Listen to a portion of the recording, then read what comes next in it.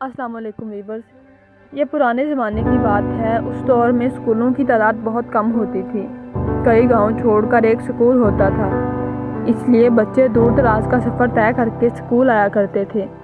ان کے لیے روز آنا جانا، اتنا لمبا سفر طے کر کے واپس جانا مشکل ہوتا تھا، اس لیے وہ اسکول میں ہی رک جاتے تھے۔ ان کی رہائش کے لیے کمرے بھی بنائے ہوئے تھے۔ وہ اسکول کی دیکھ بھال بھی کر دیتے۔ ایک دفعہ بچہ پڑھنے کے لیے آیا۔ وہ بہت اچھا تھا اور اچھے مزاج والا تھا۔ جلد ہی وہ باقی بچوں میں گھل مل گیا۔ وہ باقی کاموں میں تو بہت اچھا تھا، لیکن پڑھائی میں اس کا دماغ تیز نہیں چلتا تھا۔ ماسٹر صاحب کا دیا ہوا سبق اس کے لیے یاد کرنا مشکل ہو جاتا تھا۔ اسی وجہ سے بعض اوقات باقی اسٹوڈنٹس اس کا مذاق اڑاتے تھے۔ ایک سال تو ایسے ہی گزر گیا۔ باقی سارے اسٹوڈنٹس اس کے کلاس فیلوز اگلی کلاس میں پروموٹ ہو گئے، لیکن وہ بچہ پروموٹ نہ ہو سکا۔ ماسٹر صاحب نے ہر طرح کی کوشش کر کے دیکھ لی، لیکن وہ بچے کو پڑھانے میں کامیاب نہ ہو سکے۔ آخرکار وہ تھک کر ہمت ہار گئے۔ ایک دن انہوں نے اس بچے کو بلا کر کہا، بیٹا، میں نے تمہیں پڑھانے کی، سکھانے کی ہر ممکن کوشش کی ہے، تمہاری مدد کرنے کی پوری کوشش کی ہے، لیکن کوئی چیز بھی تمہارے دماغ میں نہیں بیٹھتی، تم کچھ بھی سیکھ نہیں پاتے۔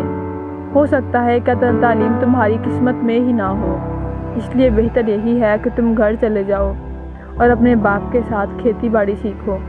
بچہ تو پہلے ہی بہت پریشان تھا۔ وہ بھی اب سوچنا شروع ہو گیا کہ شاید اب مجھے پڑھائی چھوڑ دینی چاہیے، یہ میرے بس کی بات نہیں ہے۔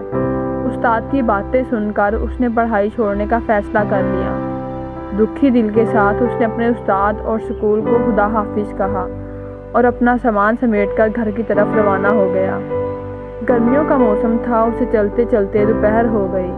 راستے میں اسے پانی کا ایک کنواں نظر آیا، جہاں سے عورتیں پانی بھر رہی تھیں۔ اسے پیاس لگی ہوئی تھی۔ اس نے سوچا وہ بھی جا کر پانی پی لے۔ رش زیادہ ہونے کی وجہ سے اسے انتظار کرنا پڑا۔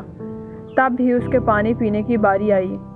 جب وہ پانی پینے لگا تو اس کی نظر کنویں کی دیوار پر پڑی، جو پتھروں سے بنی ہوئی تھی۔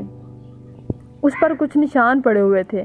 اس نے پانی بھرتی عورتوں سے پوچھا کہ یہ نشان آپ لوگوں نے کیسے بنائے؟ ایک عورت نے جواب دیا کہ یہ نشان ہم نے خود نہیں بنائے، بلکہ یہ نشان تو رسی کے ڈول کی وجہ سے بنے ہیں۔ جب پانی کا ڈول نکالنے کے لیے رسی کو کھینچتے ہیں تو رسی پتھر کے ساتھ رگڑ کھاتی ہے، اور بار بار ایسا ہونے کی وجہ سے پتھر گھس گیا ہے اور یہ نشان بن گئے ہیں۔ بچہ یہ سن کر سوچنے لگا کہ بار بار رگڑنے کی وجہ سے ایک نرم سی رسی نے بھی پتھر پر نشان ڈال دیا ہے، جو کہ اتنا سخت ہے۔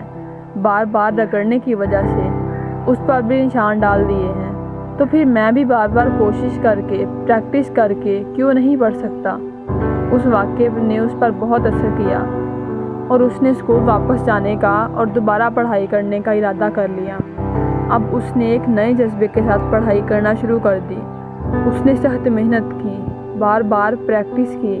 اس کا استاد بھی اس کی محنت اور جذبے سے بہت خوش تھا۔ اب کی بار اس بچے نے پڑھائی میں بہت کامیابی حاصل کی۔ وہ سب سے آگے نکل گیا۔ کچھ عرصے کے بعد وہ لڑکا بہت بڑا اسکالر بنا۔ اس نے بہت سی کتابیں لکھی اور بہت سے لوگوں تک اپنا علم پہنچایا۔ ویورز، زندگی میں کامیاب ہونے کے لیے مستقل مزاجی سے سخت محنت کرنا بہت ضروری ہے، چاہے پھر وہ اسپورٹس کی بات ہو یا پڑھائی کی۔ اس کہانی میں لڑکے نے صرف 3 اصولوں کی وجہ سے کامیابی حاصل کی۔ نمبر 1، کامیابی کا پختہ ارادہ۔ نمبر 2، مستقل مزاجی۔ نمبر 3، بار بار پریکٹس۔